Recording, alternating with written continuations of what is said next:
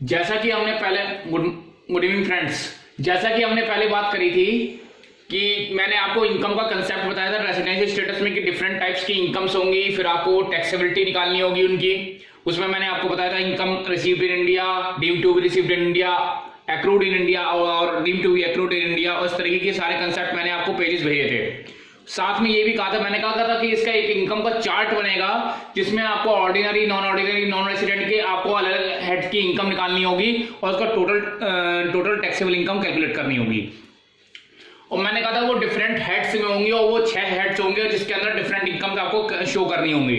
तो वो हेड का जो चार्ट आपको भेजा था मैंने, वो ही मैं आज आपको समझा रहा हूं कि कैसे उसको ट्रीट करना है। तो याद रखिए कि हमें जो क्वेश्चन दिया गया होगा वो इन 6 हेड के अंदर दिया गया होगा, यानी जितनी भी इनकम्स होंगी वो किसी ना किसी हेड के अंदर आ रही होंगी। और हमें 3 अमाउंट के कॉलम बनाने होंगे जिसमें ordinary resident, non ordinary resident और नॉन रेसिडेंट का कॉलम बना होगा।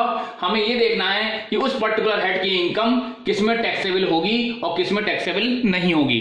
अब वो टैक्सेबिलिटी निकालने के लिए हमें ये जो हेड है, ये जो 6 हेड हैं, हमें इन हेड्स को समझना होगा कि कौन से हेड की इनकम ऑर्डिनरी में, नॉन ऑर्डिनरी में, नॉन रेसिडेंट में कब टैक्सेबल होती है, कब टैक्सेबल नहीं होती है। तो वो 6 हेड ही हम आज डिस्कस करते हैं। वो 6 हेड में क्या क्या चीज दे रखी है। सबसे पहला हेड, उन हेड से बताने से पहले एक बात मैं आपको और क्लियर कर दूं कि याद रखिए, इसको पूरे याद करने का 2 तरीके हैं, या तो इसको रट लीजिए आप, या दूसरा तरीका है कि इसको एक समझने का तरीका है। एक बात याद रखिएगा कि अगर कोई सी भी इनकम, चाहे किसी भी केस की, ordinary, non ordinary, non resident की, अगर वो किसी भी तरीके से वो खुद के द्वारा यानी उस व्यक्ति के पर्सनली, या उसकी इनकम का एराइजिंग यानी कि उसके उत्पन्न होने की द्वारा किसी भी तरीके से इंडिया से टच हो रही है तो वो टैक्सेबल होगी। किसी भी तरीके से, या तो वो खुद इंडिया में, या उसको प्राप्त हो रही है, या एक्रूड हो रही है, किसी भी तरीके से अगर इंडिया में है तो वो टैक्सेबल मानी जाएगी। चलिए समझते हैं, समझ में आएगा।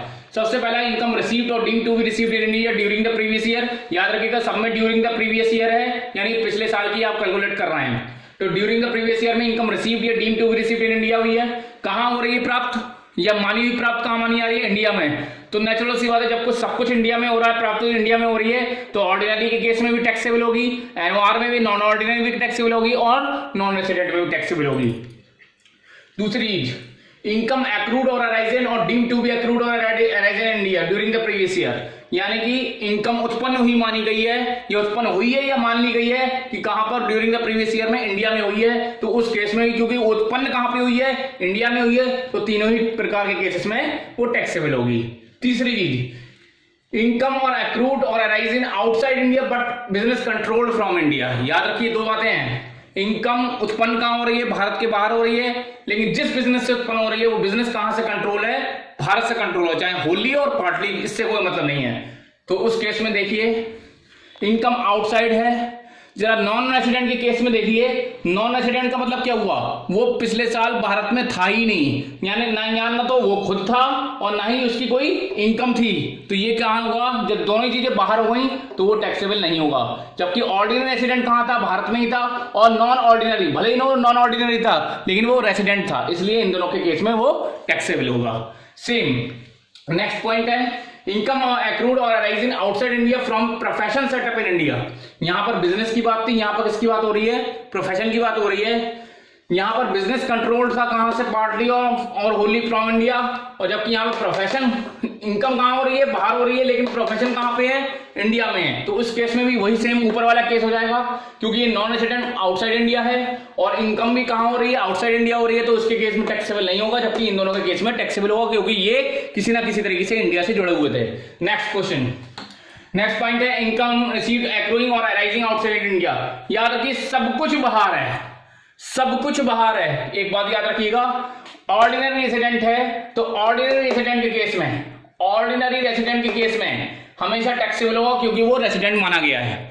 जबकि नॉन ऑर्डिनरी के केस में, जबकि वो आधा इंडिया में माना जा सकता है, लेकिन टैक्सेबल इसलिए नहीं होगा क्योंकि इनकम अराइज भी आउटसाइड इंडिया हो रही है, रिसीव्ड भी आउटसाइड इंडिया हो रही है, और वो मैक्सिमम केस में केवल रेसिडेंट है जबकि नॉन ऑर्डिनरी है, यानी कुछ टाइम मैक्सिमम भारत के बाहर ही रहा है, तो उस केस में सब कुछ आउटसाइड है। क्योंकि अगर मान लीजिए एक्रूइंग या रिसीव्ड में से कोई एक चीज भारत में हो गई होती तो उस केस में इसके लिए टैक्सेबल होता, लेकिन ना तो रिसीव्ड हो रही है ना एक्रूड हो रही है, तो उस केस में नॉन रेसिडेंट के लिए भी टैक्सेबल नहीं है। और नॉन रेसिडेंट के लिए तो कोई मतलब ही नहीं है। हमेशा याद रखिए कोई सी भी इनकम होगी पांचों में तो ऑर्डिनरी रेसिडेंट के केस में तो हमेशा टैक्सेबल होगी, जबकि नॉन ऑर्डिनरी के केस में केवल यही एक ऐसा है जब सब कुछ बाहर होगा तो नॉन रेसिडेंट, नॉन ऑर्डिनरी में नॉन टैक्सेबल होगी और नॉन रेसिडेंट में नॉन टैक्सेबल होगी। लास्ट पॉइंट, इनकम अर्न्ड और received outside India during the past years but remitted to India during the previous year. कुछ इनकम्स कमाई गई थी भारत के बाहर पिछले साल से पहले, यानी प्रीवियस ईयर से पहले कुछ इनकम्स कमाई गई थी, वो भारत से बाहर कमाई गई थी, लेकिन पिछले साल वो भारत में भेज दी गई हैं।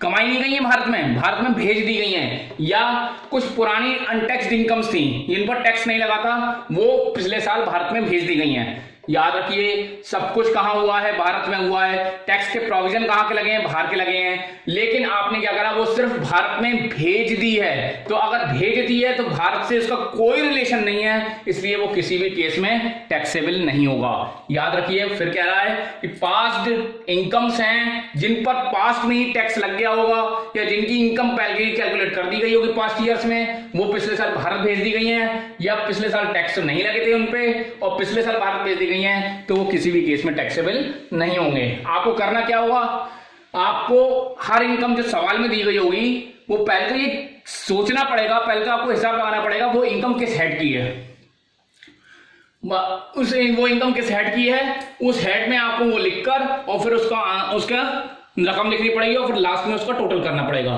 कल मैं आपको इसके एक सवाल का मैं आज पिक भेजूंगा और उन पिक्स के हिसाब से आपको सवाल लिखना है, और नहीं समझ में आएगा तो पहला सवाल मैं आपको कल समझा के दिखाऊंगा। Thank you.